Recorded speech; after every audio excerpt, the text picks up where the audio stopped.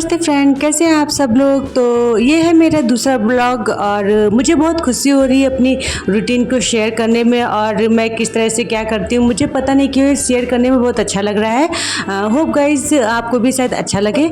और मेरी इस तरह से मैं सबसे पहले क्या करती हूँ, बिस्तर वगैरह सारे सही कर लेती हूँ। सबसे पहले जो मेरा काम होता है वो है नाश्ता रेडी करने का। नाश्ता रेडी कर देने से क्या होता है कि मेरे मतलब उससे आप बेफिक्र हो जाते हैं कि किसी को मतलब नाश्ता बाद में तैयार करना, आप बेफिक्र होकर फिर आप साफ़ सफाई में लग जाते हैं। तो इसी तरह से मैं पहले नाश्ता रेडी करके उसके बाद में मैं फिर साफ़ सफाई में लग जाती हूँ।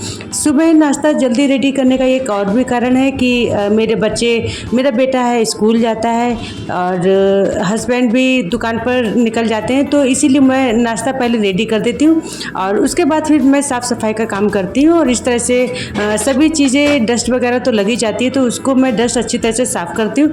मैं ये चीज़ देख लेती हूँ कि मतलब डेली रूटीन में मैं एक चीज़ देख लेती हूँ कि जहाँ पर सफाई तो झाड़ू तो मुझे डेली लगानी होती है, लेकिन फिर मैं ये देख लेती हूँ कि डीप क्लीन कहाँ पर करना है।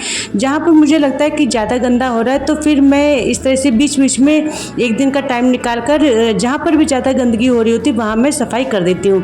तो इस तरह से देखिए फिर मतलब कोई भी जो एरिया होता है वो ज़्यादा गंदा नहीं होने पाता है और इसी तरह से सफाई होती रहती है।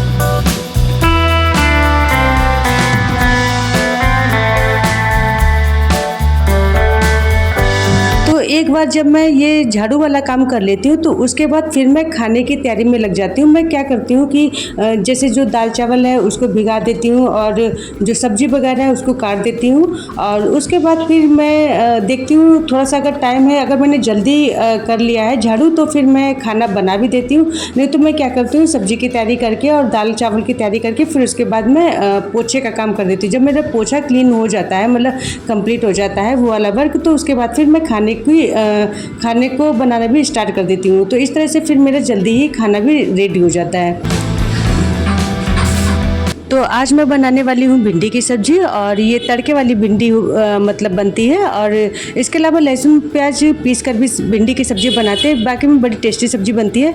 तो इस तरह से मैं प्याज को काट कर फिर उसमें हल्दी मिर्चा और सूखा धनिया और गरम मसाला मैंने सब डाल दिया है, लाल मिर्च पाउडर भी डाल दिया है इसमें और इसे थोड़ा सा भूनूंगी, ज़्यादा नहीं भूनूंगी क्योंकि क्या होता है भिंडी को डालने के बाद फिर इसको भी अच्छे से भूनना होता है। तो ये मतलब प्याज जो होता है ना फिर जलने लगता है। तो इसमें इस तरह से हल्का गुलाबी कर देने से क्या होता है कि बाद में प्याज अच्छी तरह से भुना जाता है और इस तरह से आप कभी सब्ज़ी बनाएगा बहुत ही टेस्टी सब्ज़ी बनती है।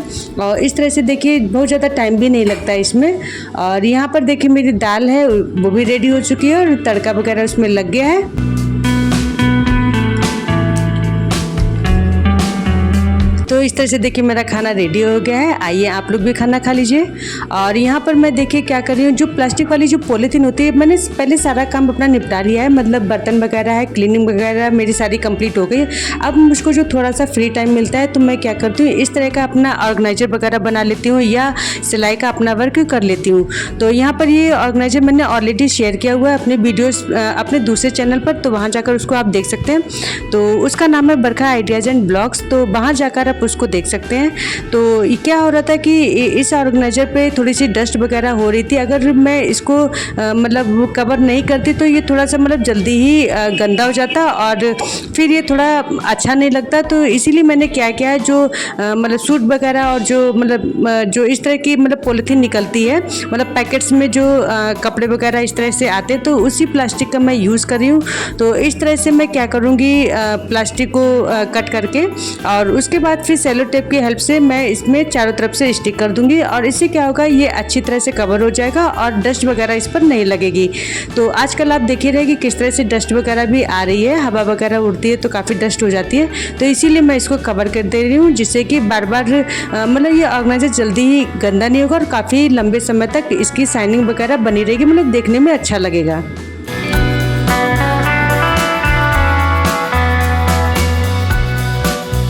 अगर मैं देखती हूँ कुछ ऐसे ऑर्गेनाइजर हैं जिसे हम वॉश नहीं कर सकते या गीले कपड़े से उसको साफ़ नहीं कर सकते हैं, तो मैं क्या करती हूँ, ऐसे ऑर्गेनाइजर या डेकोरेटिव आइटम रहते हैं तो उनको मैं इसी तरह से जो प्लास्टिक ट्रांसपेरेंट पॉलीथीन होती है उससे मैं कवर कर देती हूँ।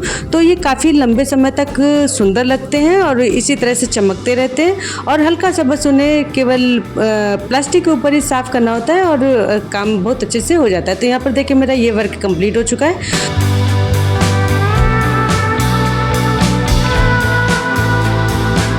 तो ऐसे मेरे कई ऑर्गेनाइजर हैं जिनको मैंने इस तरह से प्लास्टिक की जो ट्रांसपेरेंट पन्नी होती है उससे मैं कवर कर देती हूँ और इस तरह से मेरे ऑर्गेनाइजर काफ़ी लंबे समय तक वर्क करते हैं। इससे पहले मैं आपको एक चीज़ आपने देखा होगा, जो टीवी के नीचे एक ऑर्गेनाइजर रखा हुआ उसको भी मैंने इसी तरह से ट्रांसपेरेंट पन्नी से कवर किया है।